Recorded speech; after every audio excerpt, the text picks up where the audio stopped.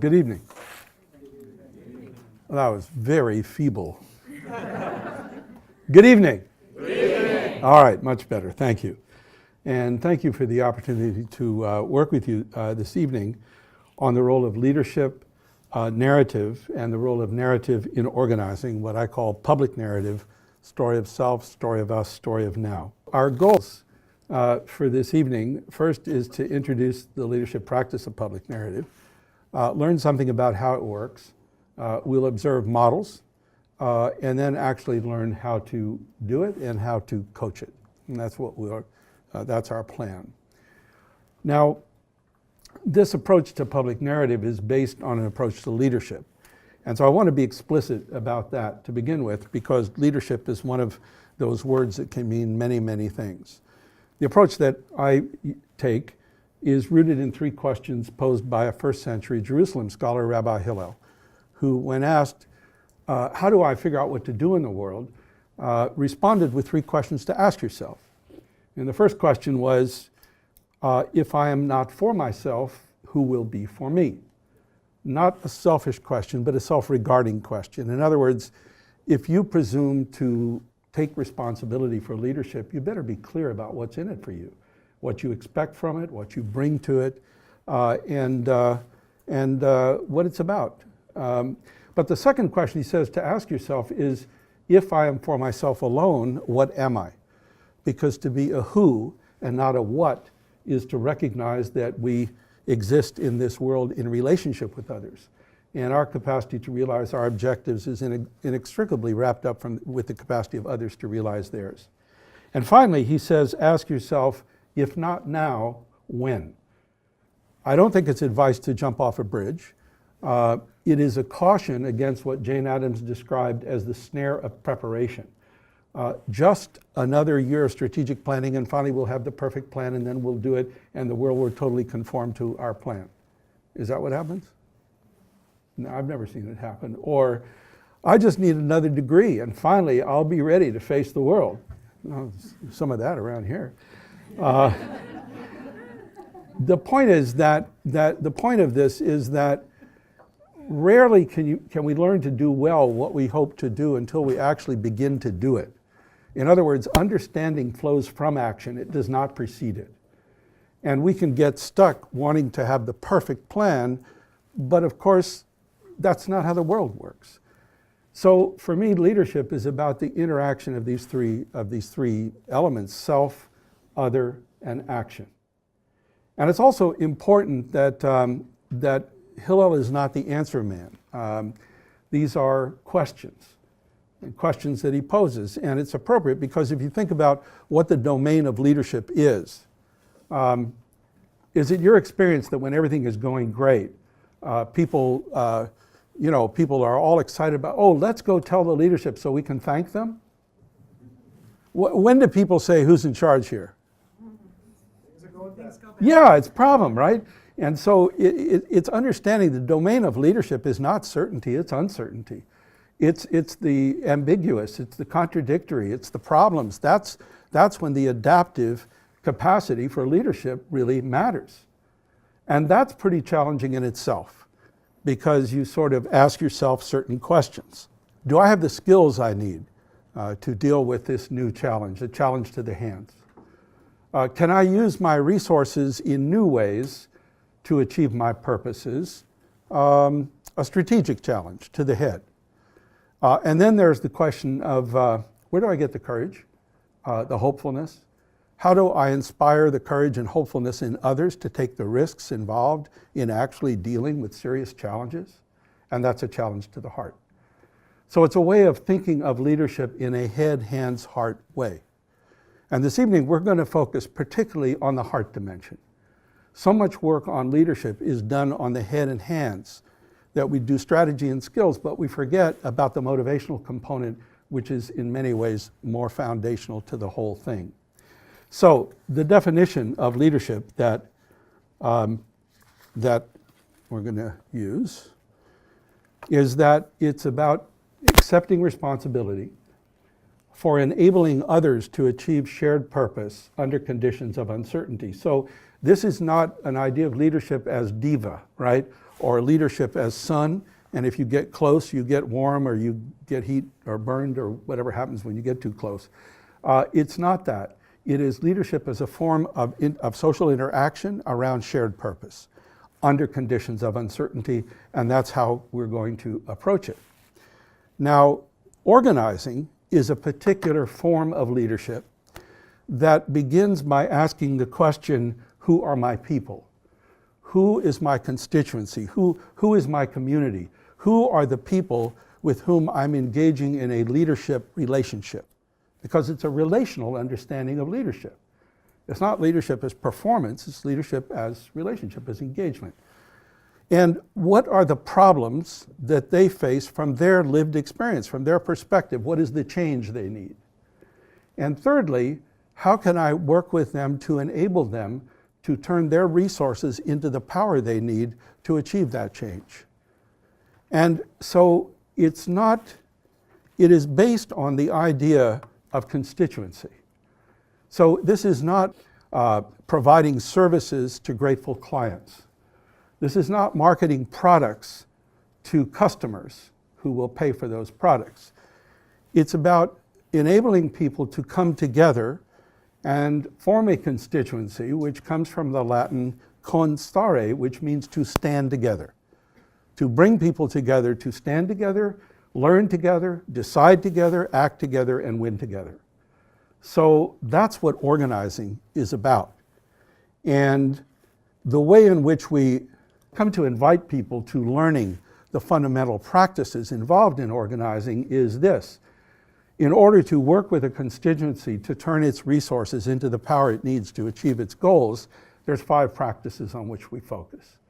The first is how to access the emotional capacity for the courage that it takes to respond as opposed to react to threats through the use of narrative. Second is building relationships, the relational foundation of organizing. Not exchanges, but relationships based on shared values and interests and so forth. Third is shared structure. Fourth is shared strategy, how to turn what you have into what you need to get what you want. And finally is action, how to take strategy off the drawing boards and put it into action in reality with facts on the ground and actually changing the world.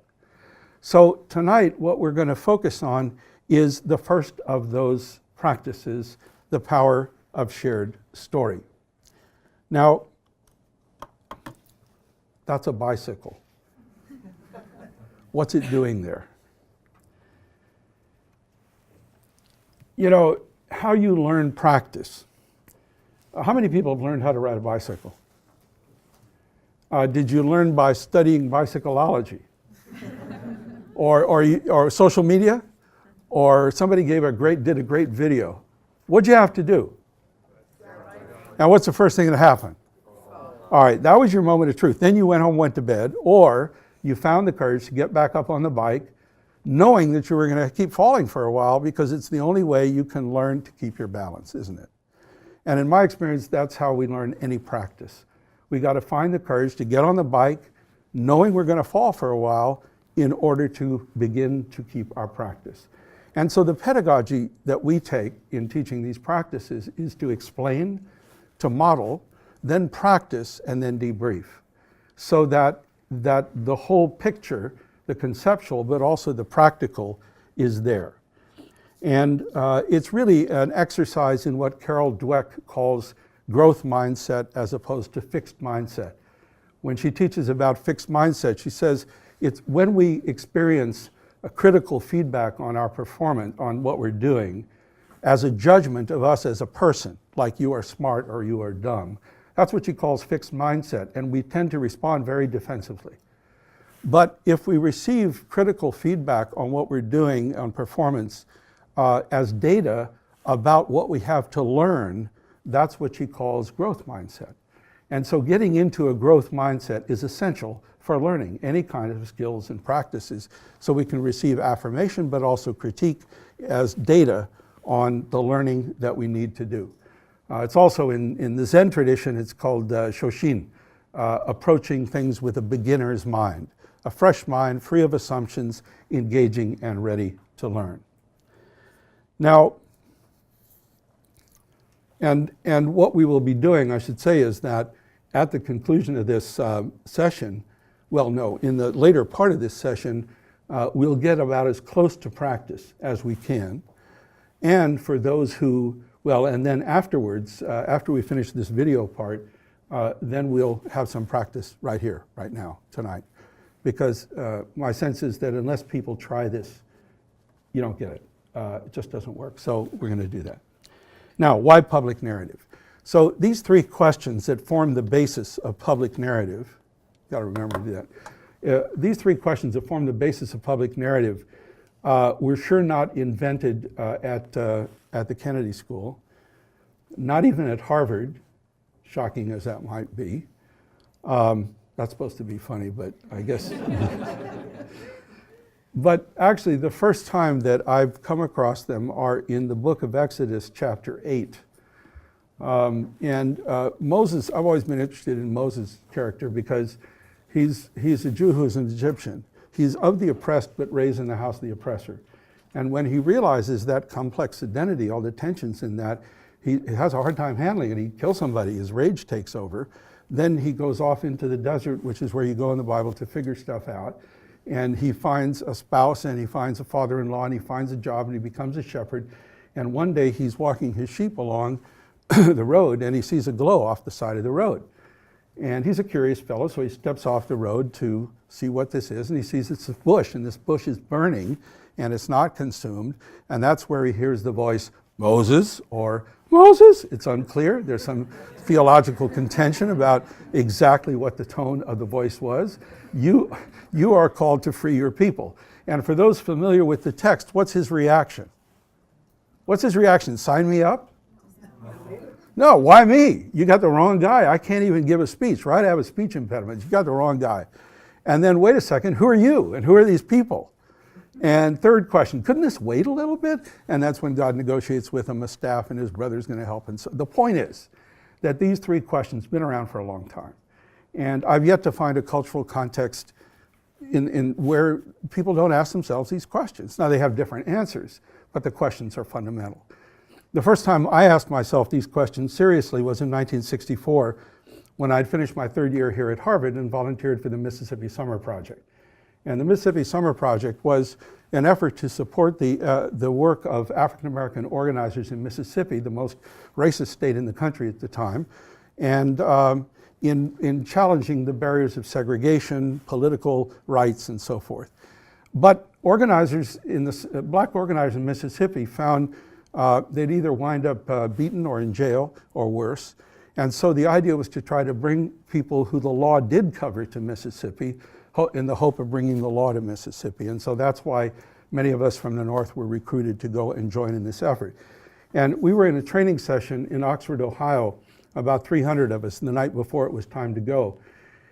And we got word that 3 of our party had disappeared, Michael Schwerner, Andy Goodman, and James Chaney.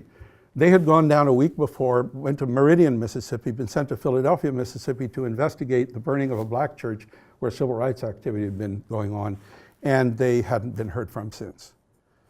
Now, Bob Moses, appropriately named, who was the lead organizer of the whole effort, called us together in an auditorium like this.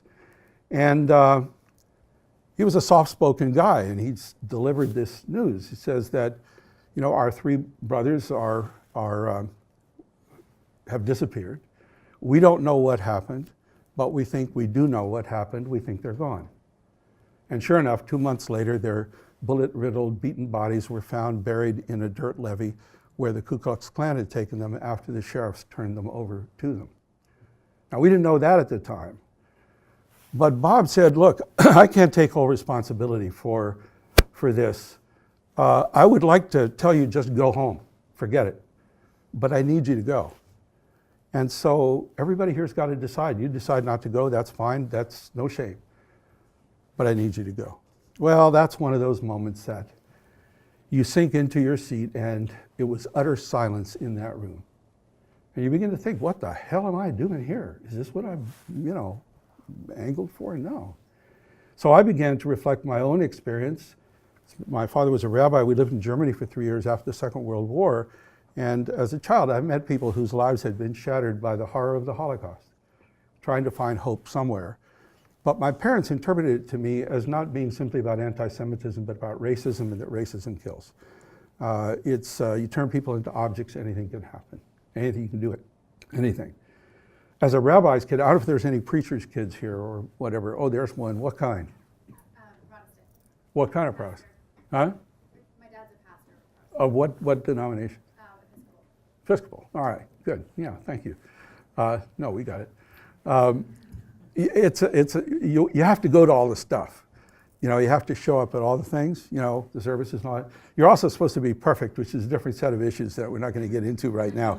But I loved the Passover Seders. I loved the telling of the story of the Exodus with food, which was cool. But they would point to the kids and say, you were slaves in Egypt. And I say, excuse me, I've never been to Egypt. I've never been a slave. It took a while for me to figure out that what that meant was that that story is not the property of one people, time, or place, but is told generation after generation. And you kind of have to figure out, are you with those guys with the chariots and the horses, or are you with those people who are trying to find their way to a land of promise? The civil rights movement told the same story, literally the same story, about the Exodus struggle in Dr. King's account. And finally, it was a movement of young people looking around the room that I was sitting in. I mean, I was 20 at the time. People were 18, 19, 21. It was a movement of young people. And Walter Brueggemann, the Protestant theologian, wrote a book where he said, prophetic imagination or transformational vision occurs at the intersection of two elements. One he calls criticality, which is a clear vision of the world's hurt, of its need, of its pain, coupled, he says, with hope, a sense of the world's promise and possibility.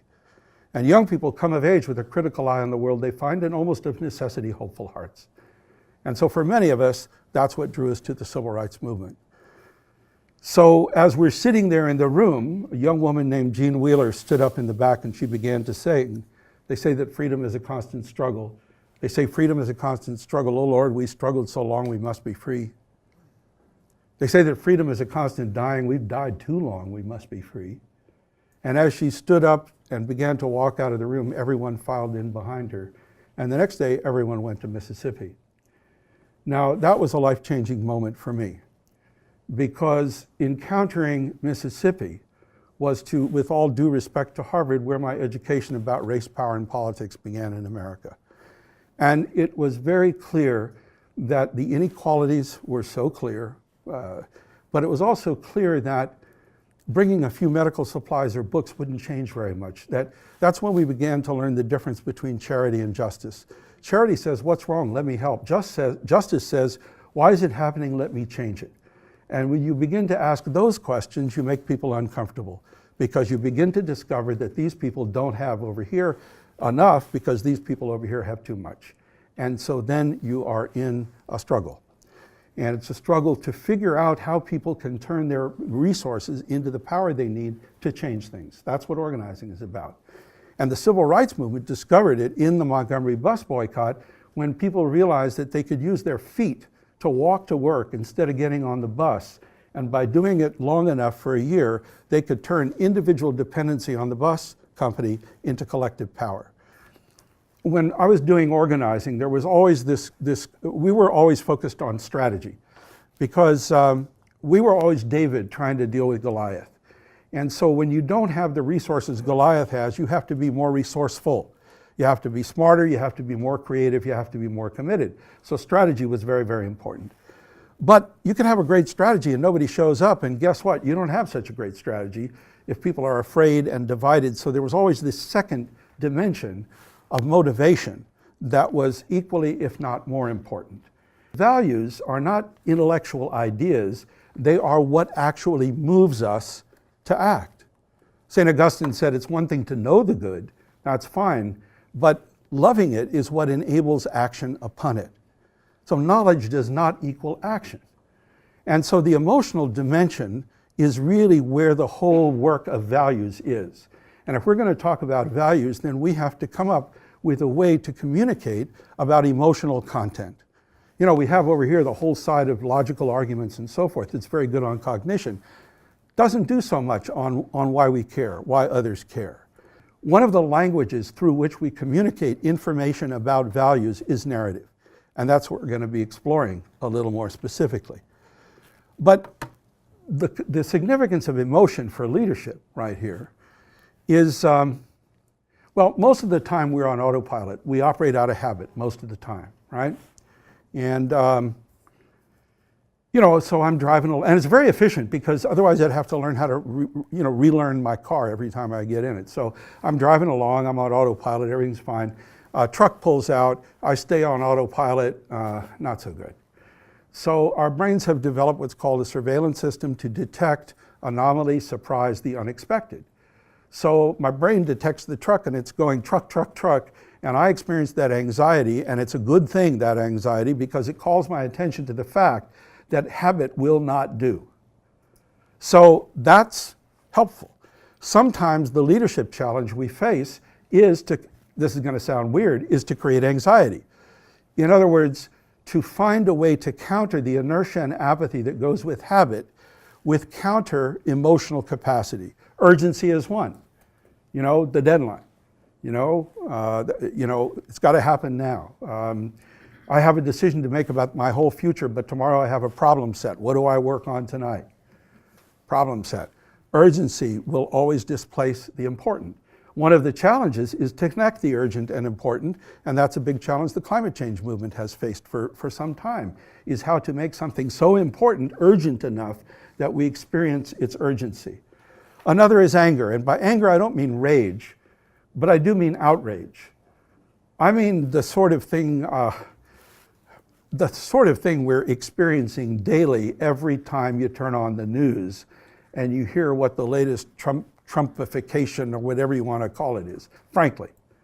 I mean, there's a kind of moral violence in a way, and it produces outrage, and it ought to, because it's a contradiction between the world as it is and the world as it ought to be.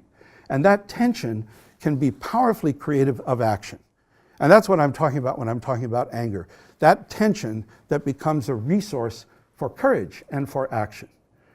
But let's say you do a great job of making everybody anxious. You got everybody anxious, great.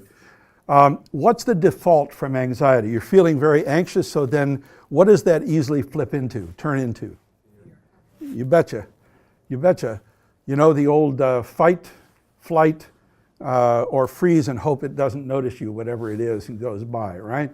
Now, that was very functional. That fear reaction, when we were dealing with saber-toothed tigers, that was very, very functional.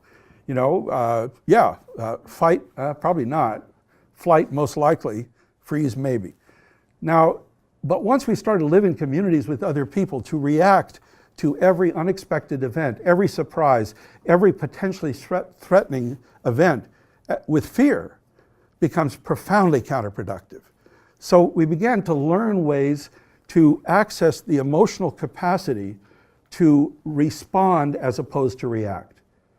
In other words, how to counter the fear with access to hopefulness, to counter the isolation that goes with fear through access to empathy, with the sense of self-doubt that goes with fear, with access to a sense of self-worth, or what we call ICMAD, you can make a difference. So the challenge becomes in leadership sometimes how to create the urgency, but on the other hand, how to counter the fear with hope. And by hope, I don't mean flowers in May. I'm not talking about optimism. I'm not talking about, hey, everything's good. Maimonides, the 12th century scholar, had a very good definition of hope. It's a little complicated. He says, hope is belief in the plausibility of the possible as opposed to the necessity of the probable. Now, what he's saying is that to be a realist is to recognize that while it is always probable Goliath will win, sometimes David does. While it was utterly improbable we would elect a black man president of this country in 2007, it actually happened. And we know in our own life experiences of those moments of possibility. And that sense of possibility for me is where hopefulness is. And cultivating that sense of possibility that we're not prisoners of probability.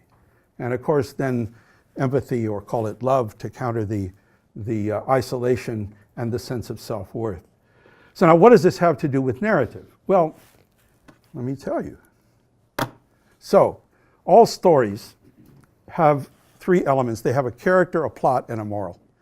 You don't get a story without that. Now, What makes a plot a plot? When does the thing get interesting? A problem. See, not necessarily even conflict, but a problem, an interruption in the expected. You know, you're going along on your way to wherever, and boom, something happens. That's when we all lean forward. That's when we get interested. How many times does the unexpected happen to you every day in little ways? I mean, the movie's sold out, or there's no seats left, or whatever it might be. And then there's big ways, right? People lose jobs. People get thrown out of school. Marriages break up. We lose loved ones, that we can't be prepared for losing, but we have to deal with it. Isn't it the case that one of the critical dimensions of the human experience is to have to deal with the unexpected? To deal with that by definition for which we cannot be prepared? And we seem infinitely curious to figure out how to do that. Now, because we can identify with a protagonist, and we now understand this works through what's called mirror neurons, that when we observe somebody doing something, we can actually experience elements of it as if we were doing it. So when we identify with the protagonist, we're actually beginning to experience where the protagonist went, what values, sources he or she drew upon, where they get their hope, what the fear was. And so what we're learning is how to deal with that, not in a tactical sense, but in a much deeper way. And so the moral that a story teaches is not like haste makes waste, it's the experience of haste making waste. And that experience becomes part of our experience. The experience of the protagonist becomes part of our experience. So the moral that a story teaches is to the heart, not just to the head. Does this make sense? I mean, think about, where'd you hear your first stories? From who? Yeah. So why were they telling you all those stories? I mean, to keep you busy, maybe, but. No, Bruner found that 85% of the time parents spend with young children is in storytelling. Why? Connection. Why? But now think, people here that have kids, why do you tell those stories? It's instructive, isn't it? You know, there's stories like, let me tell you about Uncle Charlie. Uncle Charlie started out great. But then he took a wrong turn. And you don't want to be like Uncle Charlie. Now, Aunt Harriet, she had it right. That's who you want. Every family has those stories all over the world. That's why our faith traditions teach through stories. That's why our cultures teach through stories. They are experiential. They have experiential emotional content, and therefore they become a resource, an emotional resource or moral resource for us. So this is kind of where the power of narrative lies, is that capacity to communicate hope, to create empathy, to enhance a sense of self-worth, to find values that sustain us and communicate those. Now, public narrative is a way of harnessing the power of narrative to the work of leadership. And it's a way of harnessing that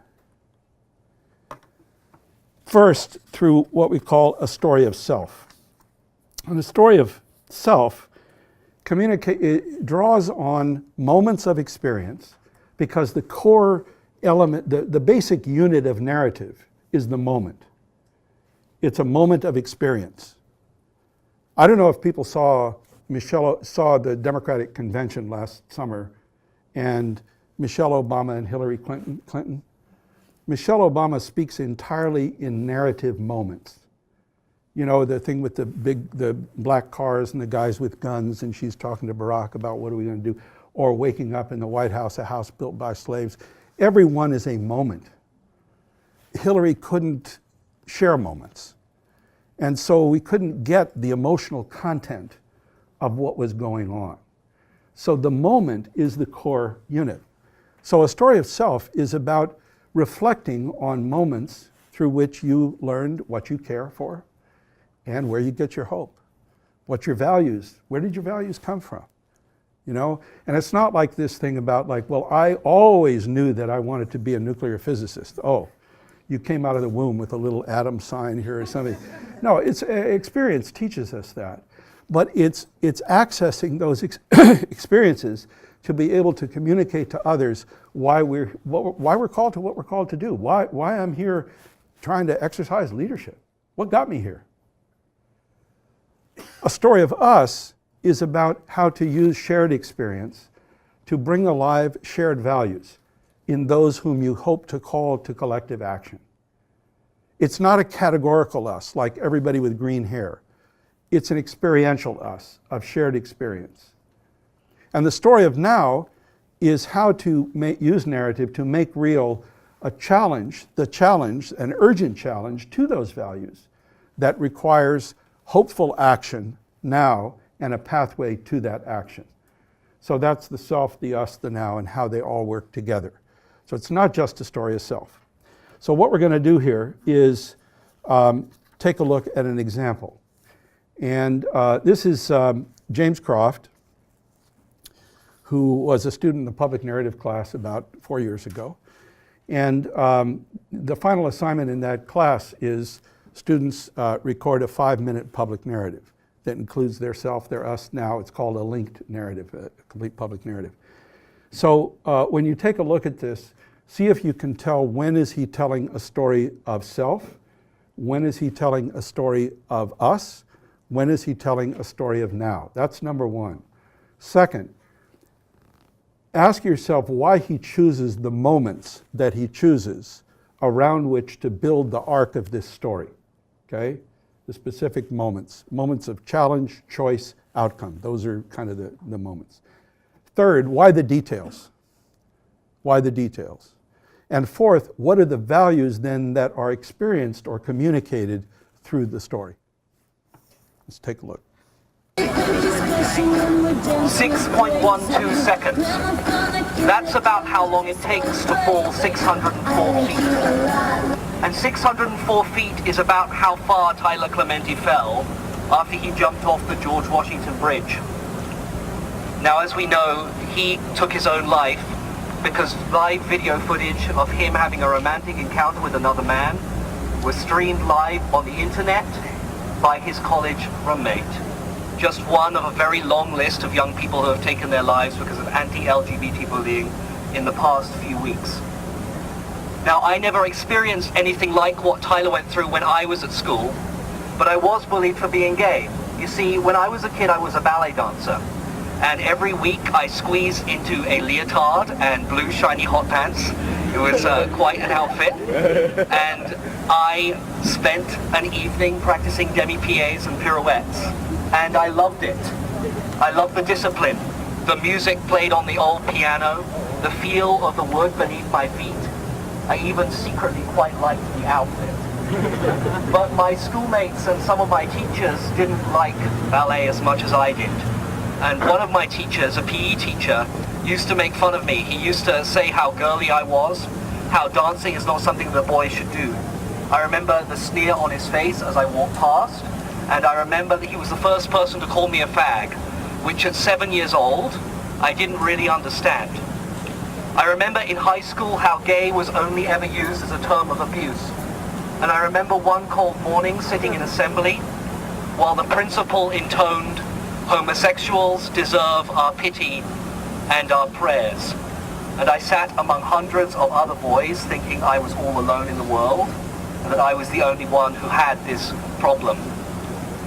Now, not everyone may have experienced something like that, but we all know, I think, what it means to feel alone, to feel like there's no one on our side.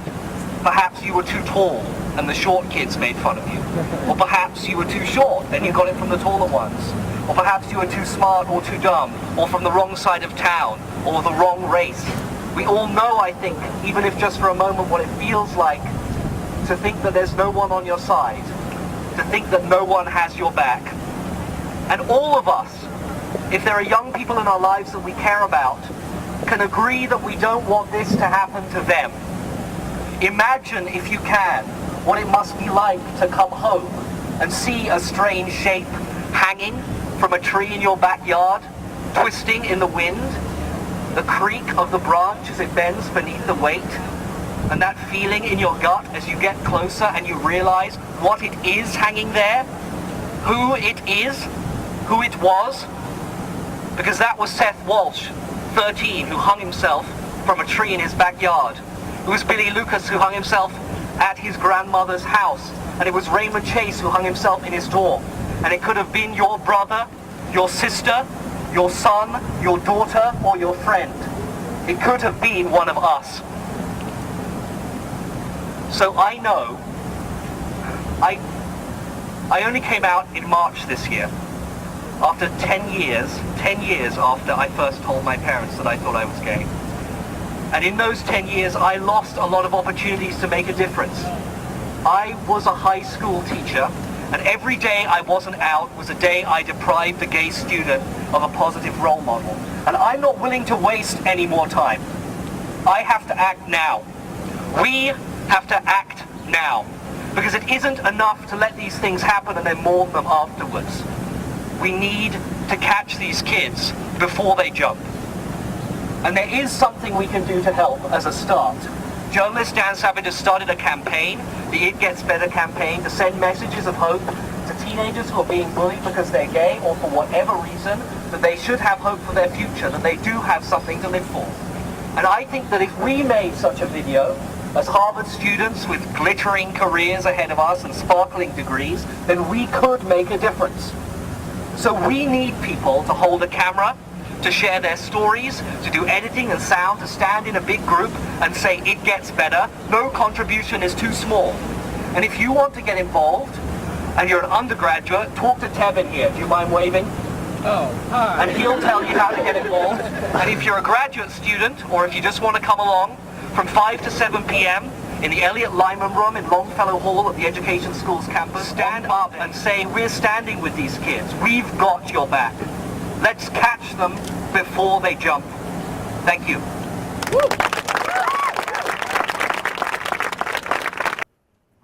So what did he start with? Story of self, story of us, or story of now? Well, I'm sorry, I can't hear. Why now? Anybody, why now? The story about the kid jumping from the George Washington. Yeah, the now is about confronting us with the reality. Now suppose he said, we have a problem of suicide. What's the difference between that and what he did? Could you see it? Showing us. Could you see it? He's showing, not telling. See, this is all about showing, not telling. Storytelling is all about visualization. I mean, our capacity for episodic memory, which is what enables us as a species to tell stories, is connected to our capacity for visualization. So visuals and other sensory content makes this much more emotionally accessible to us. So he starts with a now. And then where does he go? Where's the first moment he goes to after that? Yeah, but which one? What's the first moment? Ballet dancing. So why does he go to ballet dancing? What are the colors? What's the images? What's the sounds?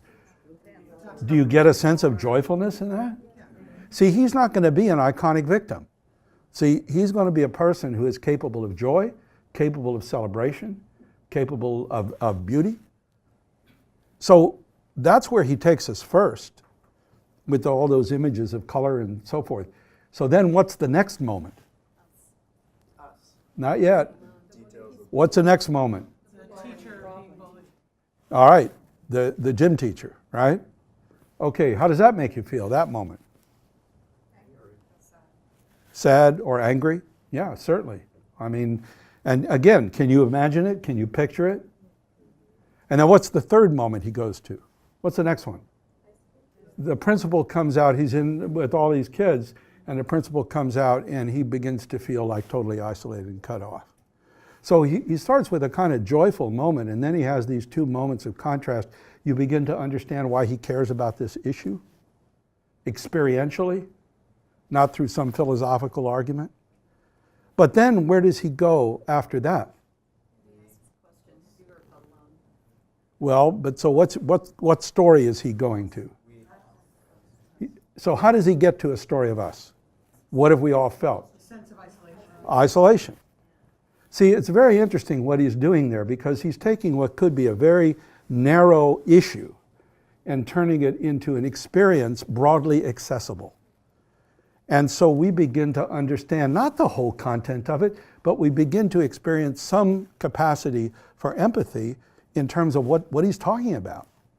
And so then now, once he's got us into the us there, and because see, the meaning a story has It's based on the story as presented, but the story then evokes memories of our own, and our own stories and our own experiences, and so the meaning that we experience is at the intersection of those two. And so that's what he's doing there. But once he's got the us there, then where does he go next? Now he's taking us home. And what do we see? Now, are these data points hanging from the tree? They have names. They have parents. These are human beings. Now, confronting that image, does that image have any resonance in American culture? With what? Yeah, you know the Billie Holiday song, Southern Trees Bear a Strange Fruit, Blood at the Leaf, Blood at the Root, Black Body Swinging in the Southern Breeze, Scent of Magnolia and the Poplar Trees. Now, he doesn't have to say all that, but he, through the image, he connects the injustice narrative that that image is part of to this one. And he doesn't have to say it. So now he's confronted us with the now again. And then where does he go? He's got to go somewhere else first. Is there any hope in this story so far? Not a lot. Huh? He didn't come out. Ah, okay. He goes back to the self. And why does he go back to the self? He was a high school teacher, right?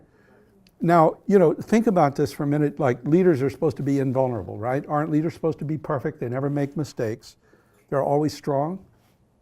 Is that so? Here he's up calling people to leadership, and he's beginning by announcing a screw up. He had 10 years. He could have done something. He didn't do it. Of course, does anybody relate to that in their own lives? Well, afraid so. And so then he reports that he has. Isn't that where the hope begins in the story? He's capable of change. Oh, maybe we're capable of change. Maybe the world is capable of change. Simply by that. And so it makes an interesting point about the relationship of vulnerability and courage. Is there courage without vulnerability? You know, it's kind of like, I mean, the whole point is that you've confronted challenges, you've made mistakes. That's what's the foundation for the fact that you have something to teach us, something to learn. And so there's a deep connection between vulnerability and courage and leadership that is often really missed, that I think is central to what he's doing here. So then where does he go? Now we're more hopeful, and then where does he wind up?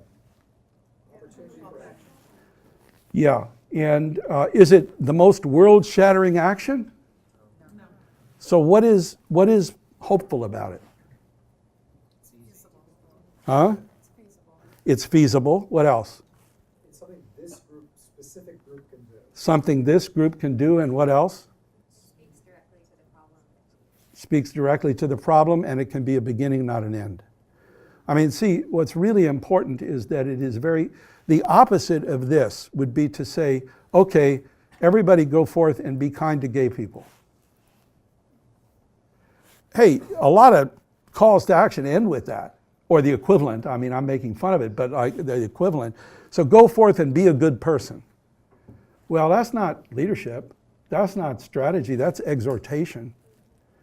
So unless there's some focus to a goal, to some strategic action, and a shared purpose at that, then from my perspective, it doesn't pass the leadership test. You know, at the end of The Inconvenient Truth, the Al Gore movie, is like 43 things you could do to help the environment. You trivialize every single one. Do people do them? No. But see, we're hung up on this idea, oh, we got to give people lots of choices. Well, what we do is just create insignificance. The challenge is to open a pathway that could be significant, that could make a difference, whether in a small way or a big way, but something that's plausible. See, people get confused and think that people volunteer their time because it's easy. Give an hour a year and change a child's life. Well, first of all, nobody believes that. And we commit our time and energy and effort when we think it will be valuable, when we think it actually would have consequence, when it would matter. Because any time we take from our time, our precious time, and commit it to something, we don't do it lightly. So the test here is one of that it is significant and it is accessible. And you can make the ask right then and there. The thing about it is everybody can learn this because, I mean, hasn't everybody here told stories? We're hardwired for it. So what we're doing is taking the implicit and making it explicit so that you can bring intentionality, craft, and purpose to it. And, you know, it's not about packaging. It's not about marketing. The first year I taught this class, somebody said, oh, I see, this is about how you brand yourself. And a woman from India, Jayanti Ravi, said, no, this is not about how to apply a gloss from the outside, it's how to bring out the glow from the inside. And that's where this craft is, and that's what this craft is really about. Now, we want to focus on the story of self, because that's the starting point, not the ending point. Now, story of self is, how many people find it really easy to talk about themselves? Don't we say, I don't want to be immodest, right? So I don't want to toot my own horn. And I mean, there's a lot of, the point is that in public life, you have no choice. See, we had a candidate ran for president a few years ago, John Kerry. People may remember that? He could never tell his own story. He had a great story, he could never tell it. So who told it for him? Swift voters, the opposition. See, either you claim authorship of your own story or others will. And that's the deal. So then the question is to learn how to tell your story.